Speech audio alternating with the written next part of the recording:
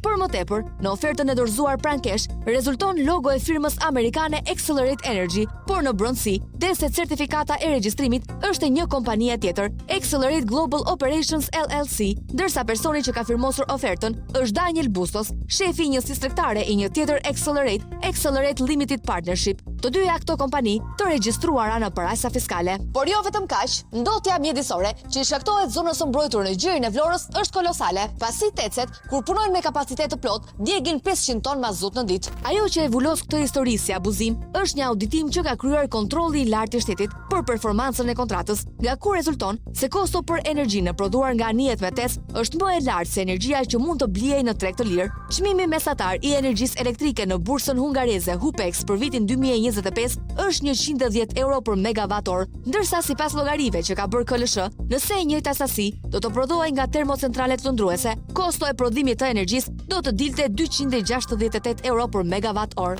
Tani le të shohim pak bilancin e prodhimit të energjisë dhe parave që këto anije kanë marrë sipas asaj që vetë institucionet rregullatore raportojnë. Të dhënat e endit rregullator të energjisë për vitin 2024 dhe 2025 tregojnë se asetet termike gjeneruese të vendosura në portin e Vlorës kanë prodhuar 22.639 megawatt orë energji në vitin 2024 dhe 77.087 megawatt në vitin 2025. Pra në total 99.726.000 kilowatt orë energji. Nëse do të llogaritnim mesataren ditore të konsumit për vitin 2024 dhe 2025, që është 20 milion kilowatt orë në ditë, anijet i bie që të kenë punuar për të na mbajtur me energji plot 5 ditë. Po sa kemi paguar për energjinë e prodhuar nga këto asete termike që i morën me qira 45 milion dollar për 2 vjet? Sipas asaj që raporton korporata elektroenergjetike, deri në fund të vitit të shkuar janë paguar si qira për kompaninë Accelerate Renco 33 milion dollar, ndërsa për Rencon si operues dhe mirëmbajtës i tyre janë paguar 15 milion dollar.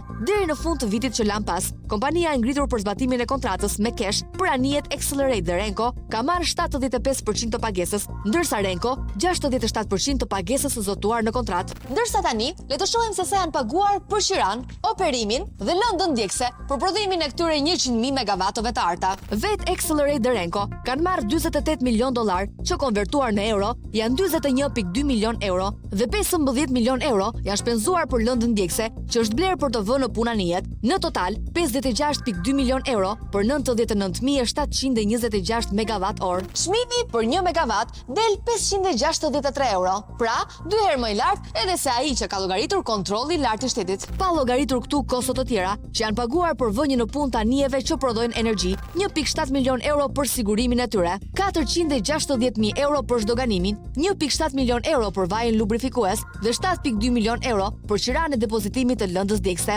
Në këtë rast, do të na rezultonte 67.26 milion euro të paguara për të prodhuar rreth 100.000 megawatt orë energji ose 675 euro për 1 megawatt orë. Kosto, të cilat sot me çmimet e lëndëve djegëse në bursa që janë rritur për shkak të konfliktit mes SBA-s dhe Iranit, do të dilnin dhe më të larta. Vetkesh thotë se ka prodhuar energji nga anijet për optimizimin e portofolit të energjisë, duke shitur në periudha kur çmimi ka qenë i lartë në oraret e pikut dhe ka përdorur energjinë e importit në periudhat kur çmimi ka qenë i ulët. Por nëse shohim energjinë e shitur që kanë prodhuar dy anijet, sipas të dhënave të bursës së energjisë, në total janë shitur 1.211 megawatt orë energji dhe janë arkutuar 135.000 euro, një çmim mesatar për 111.3 megawatt orë. Pra, është prodhuar energji nga anijet me kosto 675 euro për megawatt orë dhe është shitur me 111.3 euro. Shkurt, nga anija termike kemi shpenzuar 6 herë më shumë për ta prodhuar energjinë sesa çmimi që e kemi shitur. Një model biznesi që nuk ekziston askund në botë përveç se në Shqipëri